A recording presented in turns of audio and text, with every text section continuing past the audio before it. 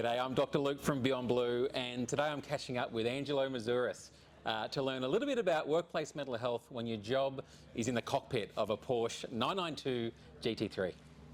How you going, Ange? Yeah, I'm great. I can't wait to do some laps shortly, so it'd be good to get you in the car and see what it's all about.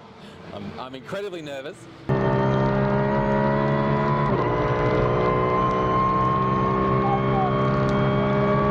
We know at Beyond Blue that having a sense of purpose or a passion or something you're really into is great for your mental health. What do you love about race car driving? I think, as a kid, I've always liked cars, so I found my passion pretty early, which I was very fortunate on, and I've kind of stuck with it, especially through the highs and lows.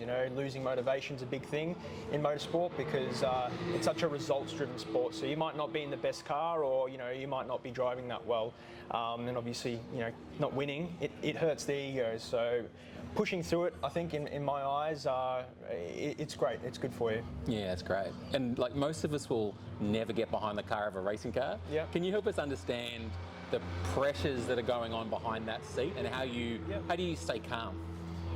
Yeah, so I think the biggest example I can give everyone is it's not like football. You can't go kick a footy, after work or after school and train every day because, it's such a high cost sport.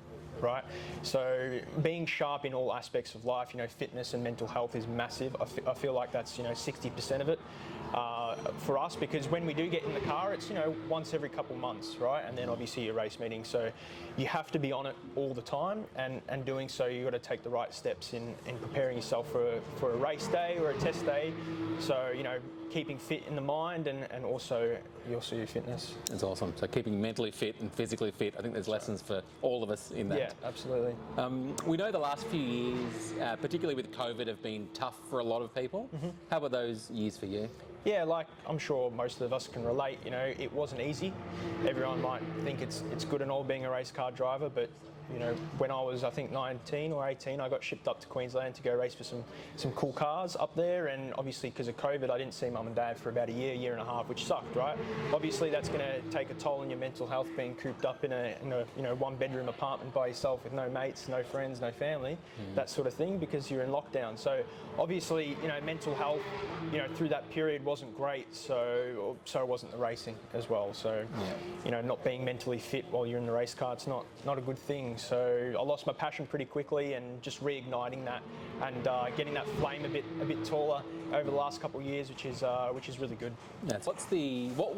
How did you get that flame going again? What were some of the turning points or things to help you get back on track? So I think that the biggest thing for me, I started seeing a sports psychologist, and he basically said to me, blunt and straight, how are you going to look at yourself in 20 years when you just give up now knowing what you could have been, sort of thing. So I'm like, yeah, all right, it's time to get to work, and all the things that I wasn't doing, that's the magic I was searching for in terms of fitness, keeping mentally fit, which was massive for me. Doing those things every day and keeping consistent was huge. So people say, oh, magic, where's the magic? I'm not feeling that good. The magic is in the work that you don't want to do, in my eyes. Yeah. So getting that down pat for me was how I reignited that passion. That's amazing. And you mentioned earlier that the car racing game is like 75% a mind game. Yeah. So the talent will get you so far, but getting that mindset right seems to make all the difference. Yeah, because it's so close, especially in this category. All the cars are, basically identical. So the 1%ers are more like 70%ers in this case, right? Because everyone's so good and so close in terms of racing. So being mentally fit and mentally strong is most of it, because you're going to be on your ball every day you're in the car, because if you're not, you're down the back of the field. So it's important to keep on it all the time for us. Yeah.